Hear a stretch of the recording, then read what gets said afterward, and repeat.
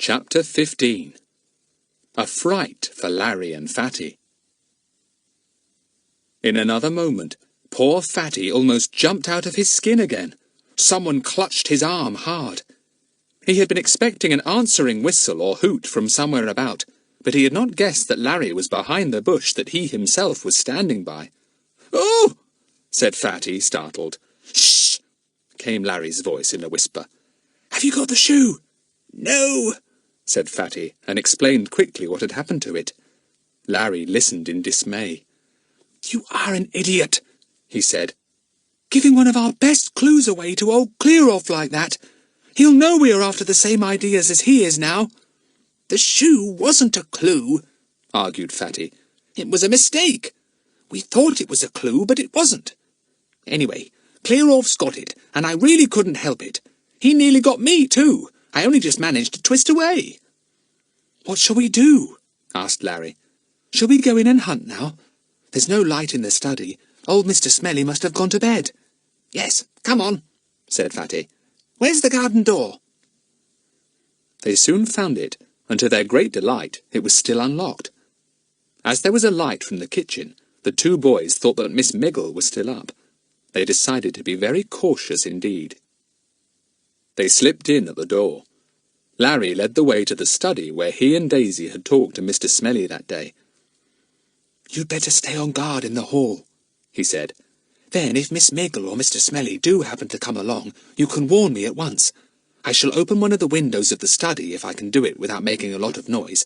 Then I can slip out of it if anyone thinks of walking into the room." Larry went into the study. He had a torch with him, and he shone it round the untidy room. There were papers everywhere. Papers and books on the desk, papers and books on the floor and on the chairs. There were books in the bookcases that lined the wall, and books on the mantelpiece. It was quite plain that Mr. Smellie was a very learned man. Larry began to hunt for the shoes he hoped to find. He pulled out a few books from each shelf in the bookcase and ran his hand behind, but there was nothing there. He looked under the piles of paper everywhere, but he found no shoes. Fatty was outside in the hall, keeping guard. He saw the hall cupboard where Daisy had found the shoe, and he thought it would be a good idea to peep into it. Daisy might possibly have overlooked some shoes that might be the right ones. He slipped into the cupboard. He was so very busy turning up the shoes and boots in the cupboard that he didn't hear someone slipping a latchkey into the front door. He didn't hear someone coming into the hall and quietly closing the front door. So he had no time at all to warn poor Larry to escape. He only heard Mr. Smellie when the old man walked into the study and switched on the light. It was too late to do anything then, of course. Larry was caught with his head inside a cupboard, not knowing that anyone was in the room until the light was suddenly switched on. He took his head out of the cupboard in horror. He and Mr. Smellie stared at one another, Larry in fright, and Mr. Smellie in anger and amazement. "Robber!" said Mr. Smellie angrily. "Thief! Wicked boy! I'll lock you up and call the police!" He pounced on Larry and took hold of him with a surprisingly strong hand. Larry gasped. "Please, sir," he began. "Please, sir." But Mr. Smellie was not going to listen to anything. His precious papers were all the world to him, and the sight of somebody rummaging through them filled him with such a fury that he was unable to listen to a word. Muttering all sorts of terrible threats, he pushed the boy before him into the hall. Poor Fatty, overcome with shame at having failed to warn Larry, shivered in the hall cupboard outside, not daring to show himself. "Bad, wicked boy!" he heard Mr. Smellie say as he pushed poor Larry up the stairs. Larry was protesting all the time, but Mr. Smellie wouldn't listen to a word. "I'll fetch the police in. I'll hand you over." Fatty trembled. It was bad enough to be caught, but it was even worse to think that poor Larry might be handed over to that horrid old Clear-Off. He heard Mr. Smellie take Larry to a room upstairs and lock him in. Miss Miggle, amazed at the sudden noise, came rushing into the hall to see what the matter was. "Thieves and robbers!" cried Mr. Smellie. "That's what the matter is. I came home just now, walked into my study, and there I found thieves and robbers after my papers." Miss Miggle imagined that there must have been 2 or 3 men there, and she gaped in astonishment. "Where are the robbers?" she asked. "Locked in the box room upstairs," said Mr. Smellie. Miss Miggle stared at Mr. Smellie in even greater surprise. She couldn't believe that he had taken 2 or 3 men upstairs by himself and locked them into the box room. She saw that Mr. Smellie was trembling with excitement and shock. "Now, you just go and sit down quietly before you telephone the police," she said soothingly. "You're all of a shake. I'll just bring you something to drink. The robbers are safe enough upstairs for a bit." Mr. Smellie sank down on a chair in the hall. His heart was thumping and he was breathing hard. "Be all right in a minute," he gasped. "I got the best of the robbers." Miss Miggle ran to the kitchen. Fatty listened breathlessly. Somehow he felt certain that old Mr. Smellie had gone back into the study. He didn't know that he was sitting on a chair just at the foot of the stairs. "I'd better take this chance of rescuing poor Larry," thought Fatty in desperation. He opened the cupboard door and made a dart for the stairs. Mr. Smellie was most amazed to see another boy appearing, this time out of the hall cupboard. He could hardly believe his eyes. Was his house alive with boys that night? He made a grab at Fatty. Fatty was startled and let out a yell. He tried to run up the stairs and dragged Mr. Smellie behind him for a few steps. The old man had got his strength back again by now, and filled with anger at the sight of what he thought was yet another thief, he clung to Fatty like a limpet. The boy went up a few more steps, with Mr. Smellie almost tearing the coat off his back. Then Fatty stumbled and sat down heavily on a stair about halfway to the top of the flight. Mr. Smellie fell on top of him, almost squashing the boy flat. "Ow!" yelled poor Fatty. "Get off! You're hurting me!" Miss Miggle dropped the glass she was holding and rushed into the hall. What in the wide world could be going on? Was the whole house full of robbers? She was just in time to see Fatty wriggle out from under Mr. Smellie and roll down the stairs to the bottom with many bumps and loud groans. She saw at once that he was only a boy, and she spoke to him severely. "What's the meaning of this? How dare you come into someone else's house? What's your name and where do you live?" Fatty decided to be very upset and hurt. Miss Miggle was a very kind soul, and perhaps she would let him off if she thought he was nothing but a bad little boy out on an escapade. So Fatty lifted up his voice and howled.